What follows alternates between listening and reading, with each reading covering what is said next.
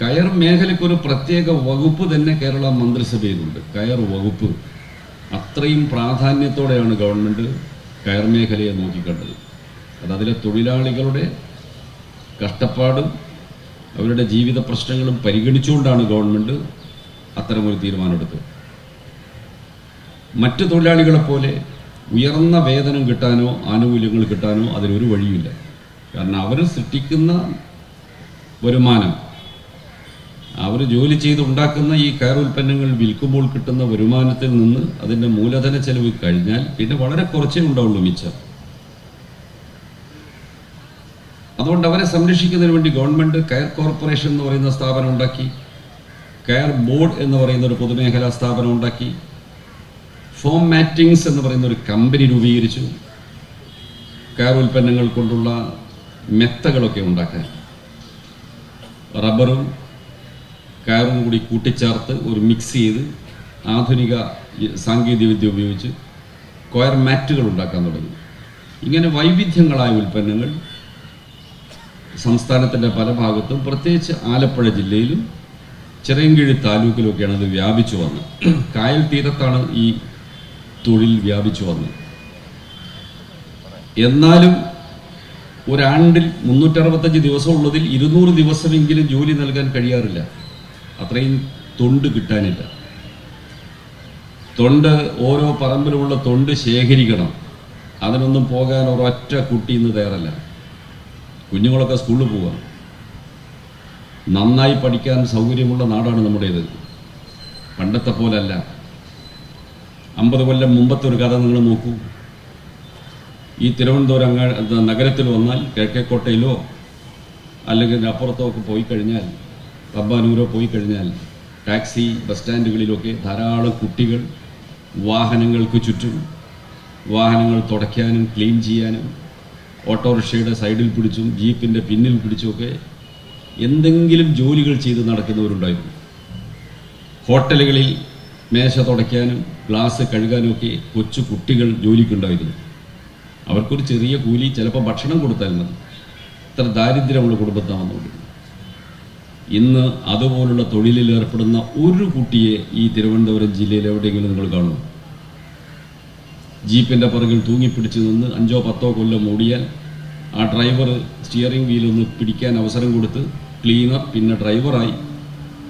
ഈ ഒരു സ്വഭാവം, ഈ ഒരു രീതി ഇന്ന് എവിടെയെങ്കിലും കാണാൻ പറ്റും? കുട്ടികൾ ഇന്ന് സ്കൂളിൽ പോവാണ്.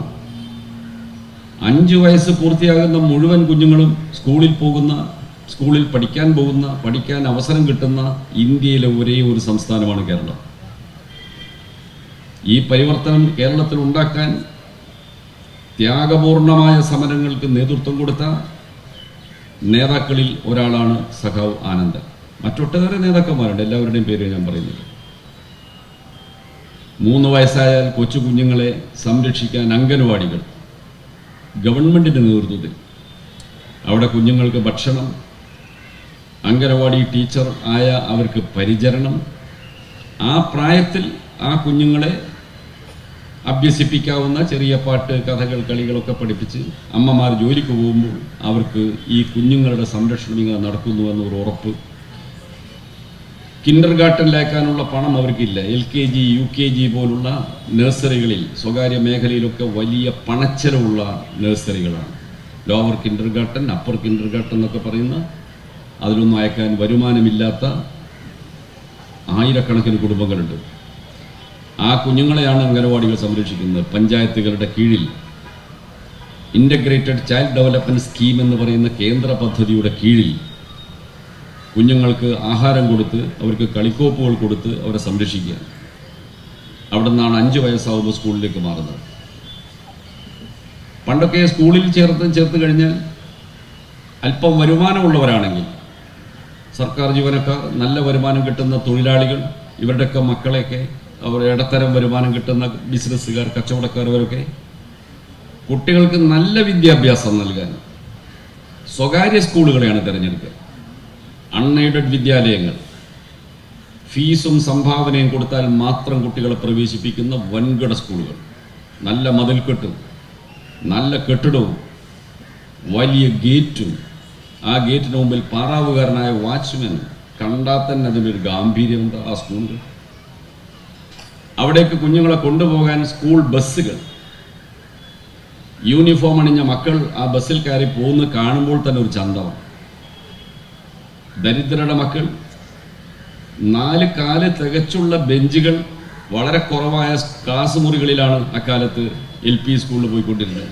അവിടെ മാഷ് ഉണ്ടാവില്ല, മാഷുള്ള സ്കൂളിൽ ബെഞ്ച് ഉണ്ടാവില്ല, ബെഞ്ചും മാഷും ഉള്ളിടത്ത് ബ്ലാക്ക് ബോർഡ് ഉണ്ടാവില്ല, ഒരു മൂത്രപ്പുര ഉണ്ടാവില്ല, കുട്ടികൾക്കൊരു ഭക്ഷണ സാധനങ്ങൾ പോലും അക്കാലത്ത് കിട്ടാറുണ്ടായിരുന്നില്ല.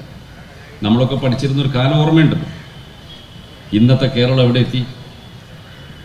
സർക്കാർ നേതൃത്വം വഹിക്കുന്ന സ്കൂളുകൾ മികച്ച സ്കൂളുകളായി, നല്ല കെട്ടിടങ്ങൾ, അവർക്ക് അവിടെ ഭക്ഷണം കിട്ടുന്നു, പാഠപുസ്തകം കിട്ടുന്നു, യൂണിഫോം കിട്ടുന്നു, എല്ലാ പ്രോത്സാഹനവും കേരള ഗവൺമെൻറ്റാണ് നൽകുന്നത്. 4.5 ലക്ഷം കുട്ടികളാണ് സ്വകാര്യ അൺഎയ്ഡഡ് വിദ്യാലയങ്ങളിൽ പഠിക്കാൻ പോയിരുന്നവർ ഇപ്പോൾ സർക്കാർ സ്കൂളിലേക്ക് മാറിയത്. സർക്കാർ സ്കൂളിൻ്റെ നിലവാരം ഉയർന്നപ്പോൾ ഹൈടെക് സ്കൂളുകളാണ് സർക്കാർ സ്കൂളുകൾ പലതും.